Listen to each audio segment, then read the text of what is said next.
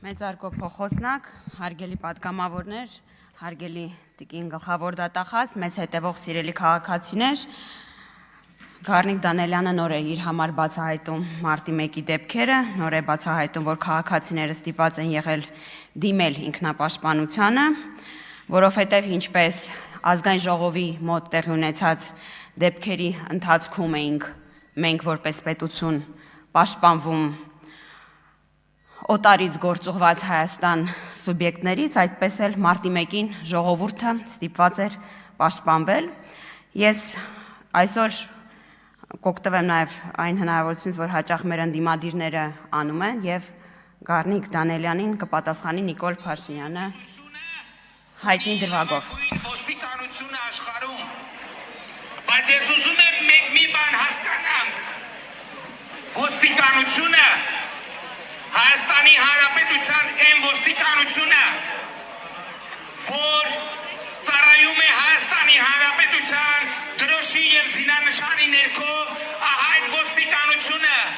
Հայաստանի Հանրապետության պետականության պաշտպանն է։ Պարոն Դանելյան, մի օր չլսեցինք դուք ցույցերին, պետությունը պաշտպանեք։ Նիկոլ Փաշինյանը սա ասում է որպես ընդդիմադիր քաղաքական գործիչ։ Ասում է սա Սասնա ծռերի դեպքերի օրոք։ Եվ որ Նիկոլ Փաշինյանը հանդես էր գալիս ընդդիմադիր գործչի կերպարով, բայց ավելի պետականամետ էր, քան շատ պետական գործիչներ։ Որովհետև ինչպես նախկինում, այնպես էլ հիմա մենք հավատում ենք, որ պետության պաշտպանը ոստիկանն է։ Եվ թույլ չենք տալիս ոստիկանությանը, ինչպես դուք նախկինում, գործիք դարձնել ժողովրդի դեմ պայքարում։ Էս էր մարտի 1-ը, ինչի մենք չգիտենք մարտի 1-ի ժամանակ վարչապետը այս հայտարարությունները ինչի է արել, ինչի բերումով է արել, եւ որ կրակել եւ սպանել են։ Ես չեմ հասկանում այս խոսակցությունը ինչ եք դուք անդադ բերում։ Ախր դուք իսկապես կարծում եք, որ շահեկան դիրքում եք մարտի 1-ի մասին խոսելիս։ Ես իսկապես չեմ հասկանում, Արտուր Խաչատրյանն այստեղ չէ։ Էլի բացում է մի թեմա քարտեզների մասին, որտեղ էլի շահեկան դիրքերում չէ։ Գառնիկ Դանելյանը բացում է կրկին ոսկեպարի թեման, որտեղ ընդհանրապես շահեկան դիրքերում չէ։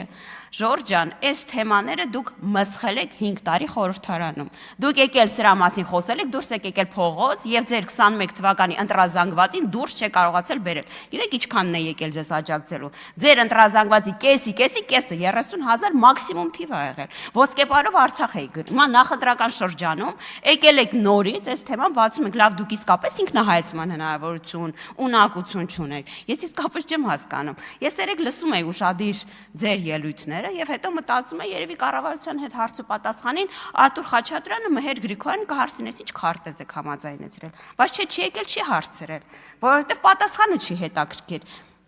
որովհետեւ պատասխանը իրականում քանի անգամ հնչել է։ Լավ կգաք հարց կտակ օրինակ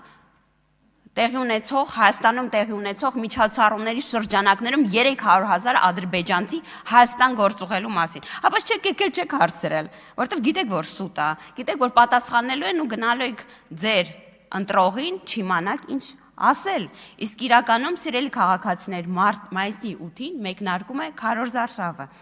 Եվ դուք գնալու եք դռնեդուր եւ ասելիք չեք ունենալու, որովհետեւ եթե դուք ուզենայիք իմանալ ճշմարտությունը, երեք այդ հարցը կհնչեր ազգային ժողովում։ Դուք կստանայիք պատասխան։ Սուտ է 300,000 ադրբեջանցի չի գալիս Հայաստան, չկա տենց թեմա։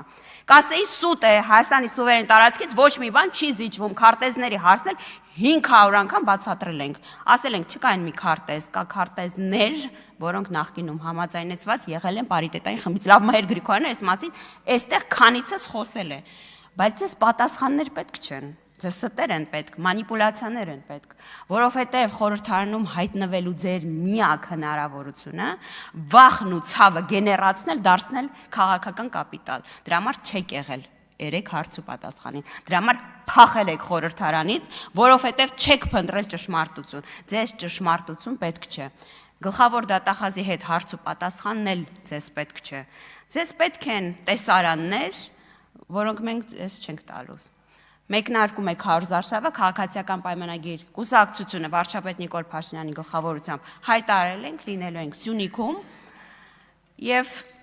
խոստանում ենք ձեզ հունիսի 7-ին, ձեզ եւ մնացած ուժեղ տղեկին շատ մեծ անակնկալ։ Շնորհակալություն։